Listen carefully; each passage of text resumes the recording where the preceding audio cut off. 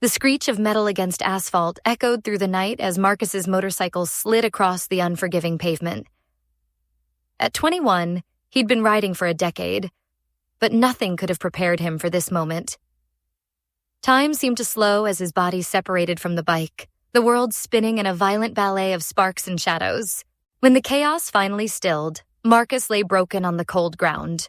Deep lacerations carved through his flesh like canyons, exposing the white gleam of bone beneath. His knee bore the worst of it.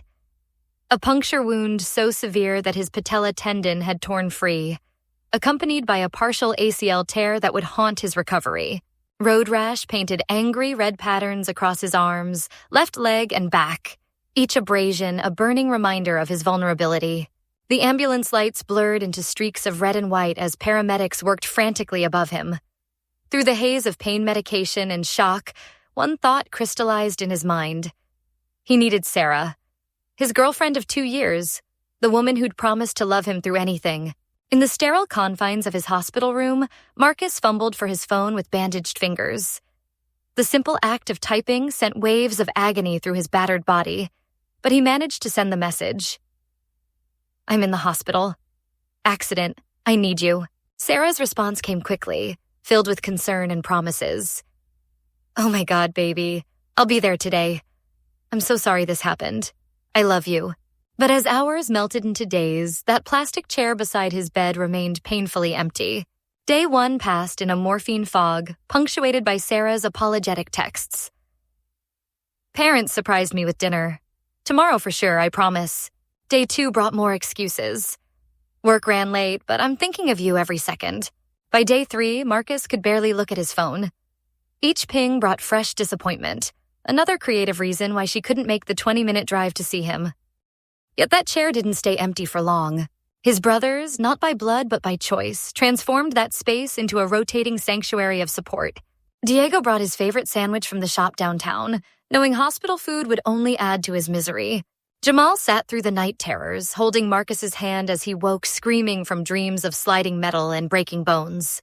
Anthony helped him to the bathroom when pride battled necessity, never making him feel less of a man for needing help. They were there for the humiliating moments, helping him eat when his bandaged hands couldn't grip utensils, adjusting his position when bed sores threatened, listening to his drug-addled ramblings about Sarah's absence.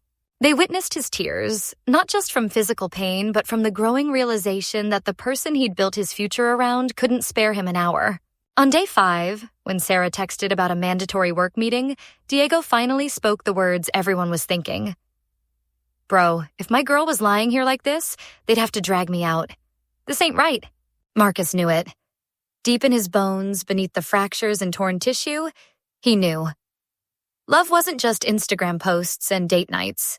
It was showing up when showing up meant hospital smells and difficult conversations.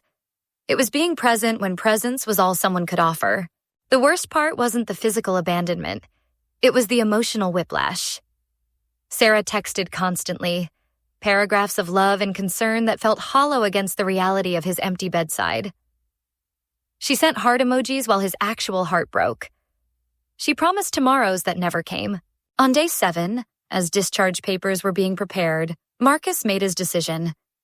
His body was broken, but his mind had never been clearer. With fingers that shook from more than just nerve damage, he typed the message that would end 2 years of his life. "I can't be with someone who couldn't visit me once during the worst week of my life. We're done." Her response was immediate and desperate. Apologies flooded his phone explanations about her recent LASIK surgery, promises to do better, pleas for understanding. But Marcus had spent a week learning the difference between words and actions. She'd had no problem attending her routine eye appointments. No issue making dinner plans with parents. Work had never been too demanding when concert tickets were involved. As his brothers wheeled him out of the hospital, Marcus felt a strange mix of grief and gratitude. His relationship was over, but in its place, he'd discovered something more valuable. The men who'd spent their week in uncomfortable hospital chairs, who'd seen him at his absolute worst and never flinched. They were his real family. Recovery would be long. The physical scars would fade, though some would always remain. The nightmares that plagued him every night, replaying those terrifying seconds of impact, would eventually subside. But the lesson learned in that hospital bed would stay forever. When someone shows you their priorities during your darkest hour, believe them. Marcus is healing now, both body and spirit.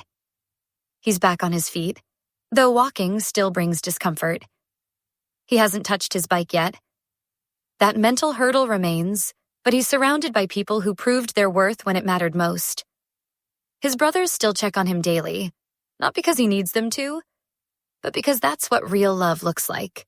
Sometimes the most painful experiences bring the clearest revelations. Marcus lost a girlfriend, but gained an understanding of what he truly deserves. In the end, perhaps that motorcycle crash saved him from a different kind of wreck, one that would have taken much longer to heal from. What would you have done in Marcus's position? Could you forgive someone who abandoned you when you needed them most? Share your thoughts below, because sometimes our greatest growth comes from our deepest pain.